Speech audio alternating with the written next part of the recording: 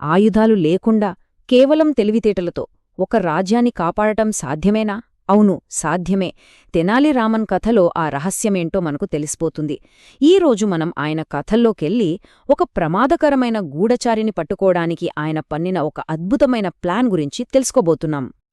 ఒకసారి ఆలోచించండి, అందరూ గుడ్డిగా నమ్మే ఒక వ్యక్తి గూఢచారి అని తెలిస్తే ఏం చెయ్యాలి? ఎలా బయటపెట్టాలి? ఇది మామూలు ప్రశ్న కాదు, ఒక పెద్ద సవాలు. ఈ కథలో తెనాలి రామన్ సరిగ్గా ఇదే సవాలును ఎలా ఎదుర్కొన్నాడో చూద్దాం. ఈ కథలో మోసం, తెలివి, హ్యూమన్ సైకాలజీ అన్నీ ఎంత అద్భుతంగా కలిసిపోయాయో మనకర్థమవుతుంది. ఈ కథ జరిగేది క్రీస్తుశకం 1520లో. అప్పటికి విజయనగర సామ్రాజ్యానికి బీజాపూర్ సుల్తాన్లకు మధ్య ఉద్రిక్తతలు తారస్థాయిలో ఉన్నాయి. సరే, అప్పుడు బీజాపూర్ సుల్తాన్ ఏం చేశాడంటే విజయనగరం సైనిక రహస్యాలు తెలుసుకోవడానికి ఒక అత్యంత సమర్థుడైన గూఢచారిని పంపాడు. అసలు ఆ గూఢచారి వేసిన మారువేషం గురించి ఎంత చెప్పినా తక్కువే. అది మామూలు వేషం కాదు. అతను కేవలం బట్టలు మార్చుకోలేదు, తనను తాను పూర్తిగా మార్చేసుకున్నాడు. చూడండి, బీజాపూర్కు చెందిన రజాసాహెబ్ అనే గూఢచారి రాజా అయ్యర్ అనే తమిళ బ్రాహ్మణుడిగా మారిపోయాడు. సంస్కృతం మీద పట్టు సాధించాడు, శాస్త్రాలు, ఆచారాలు అన్ని పాటిస్తూ చివరికి ఏకంగా రాజు శ్రీకృష్ణదేవరాయుల నమ్మకాన్నే గెలుచుకున్నాడు. అంటే ఆలోచించండి, ఇది వెరూ మోసం కాదు, అదొక కళ. ఇక అతని నటన ఎంతలా ఫలించిందంటే అతను రాజుగారికి అత్యంత దగ్గరివాళ్లలో ఒకడైపోయాడు. రాజభవనంలో ఎక్కడికైనా వెళ్లే స్వేచ్ఛ దొరికింది. దాని అర్థమేంటి? రాజ్యానికి సంబంధించిన ప్రతి రహస్యం ఇప్పుడు అతని చేతికి చిక్కినట్టే గదా.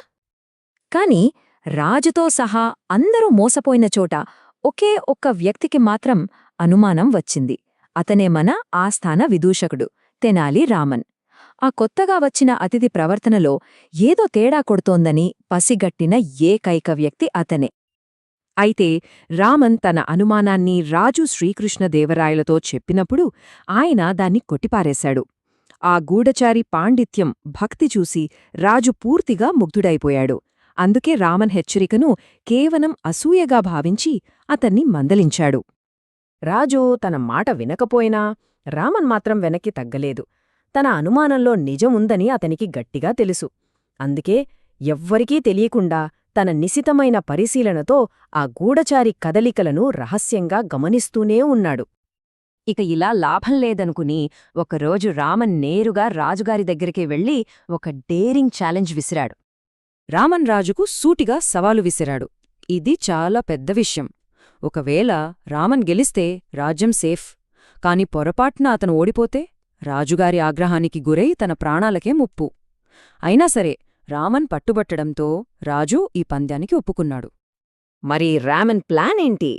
ఇక్కడే అతని తెలివి కనిపిస్తుంది. అతను ఎంచుకున్నది కత్తులు, కటార్లు కాదు, హ్యూమన్ సైకాలజీని. కొన్ని జలగలను పొట్టుగొచ్చి వాటిని గడ్డకట్టేంత చల్లటి నీటిలో వేశాడు. ఈ చిన్న పని వెనుక ఒక పెద్ద సైన్స్ ఉంది. ఒక మనిషిని హఠాత్తుగా భయానికి లేదా షాక్కు గురిచేస్తే అతని మెదడు ఆలోచించి స్పందించదు, అసంకల్పితంగా రియాక్ట్ అవుతుంది. అప్పుడే అతని అసలు రంగు బయటపడుతుంది. ఇక రామన్ తన ప్లాన్ను అమలు చేసే సమయం వచ్చేసింది. ఆస్థానంలో అందరిలోనూ ఒకటే టెన్షన్, ఏం జరగబోతుందోనని. ఒకరోజు రాత్రి ఆ గూఢచారి తన గదిలో హాయిగా నిద్రపోతున్నాడు. అతను రోజంతా వేసుకుని తిరిగే ఆ ముసుక్కూడా ఆ నిద్రలో విశ్రాంతి తీసుకుంటోంది. ఆ అర్ధరాత్రి వేళ రామన్ ఆ జలగలున్న చల్లటి నీటిని తీసుకుని నిద్రలో ఉన్న గూఢచారి మీద ఒక్కసారిగా కుమ్మరించాడు. ఆ షాక్, ఆ చలి, ఆ జలగల స్పర్శ, ఆ ఒక్క క్షణంలో గూఢచారి తన నటనంతా మర్చిపోయాడు. భయంతో ఉలిక్కిపడి లేచిన ఆ గూఢచారి నోటినుంచి అప్రయత్నంగా వచ్చిన మాటలు అల్లా, అల్లా. అతను ఇన్నాళ్ళూ నేర్చుకున్న సంస్కృతం, ఆచారాలు, ఆ బ్రాహ్మణవేషం అన్నీ ఆ ఒక్క క్షణంలో గాలికి కొట్టుకుపోయాయి. అతని నిజమైన గుర్తింపు అతని గుండెల్లోతుల్లోంచి వచ్చిన ఆ అరుపుతో బట్టబయలైంది. అక్కడే చాటుగా ఉన్న రాజుగారు ఇదంతా కళ్ళారా చూశారు. నిజం తెలియగానే నిర్ఘాంతపోయారు. వెంటనే ఆ గూఢచారిని బంధించుమని ఆదేశించారు. అతని గదిని వెతకగా బీజాపూర్ సుల్తాన్కు రాసిన రహస్య పత్రాలు దొరికాయి. రామన్ అనుమానం 100% నిజమైంది. నిజం బయటపడ్డాక జరగాల్సినవన్నీ చకచకా జరిగిపోయాయి.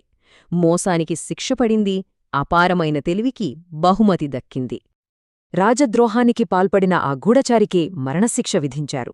మరోవైపు తన అద్భుతమైన తెలివితో ఒక మహాసామ్రాజ్యాన్నే కాపాడిన తెనాలి రామన్కు గొప్ప ప్రశంసలు, సన్మానాలు లభించాయి. రామన్ సేవకు కృతజ్ఞతగా రాజు అతనికి ఏకంగా 1,00,000 బంగారు నాణేలను బహుమతిగా ప్రకటించాడు. ఇది కేవలం డబ్బు కాదు, నిశితమైన పరిశీలనకు, అనుమానించే ధైర్యానికి, సత్యాన్ని నిలబెట్టే గుణానికి లభించిన ఒక గొప్ప గౌరవం. ఇతరులు చూడలేనిది చూడగలగటం అనేది ఒక సూపర్ పవర్ లాంటిది. ఈ కథ మనకు చెప్పేది కూడా అదే. కొన్నిసార్లు నిజం మన కళ్ల ముందే ఉంటుంది, కాని దాన్ని గుర్తించడానికి తెనాలి రామన్ లాంటి చతురత, అసామాన్యమైన ధైర్యం కావాలి. ఇది మనల్ని ఆలోచింపజేస్తుంది. మన చుట్టూ ఉన్న ప్రపంచంలో మనం కూడా ఇలాంటి విషయాలను ఏమైనా గమనించకుండా వదిలేస్తున్నామేమో అని.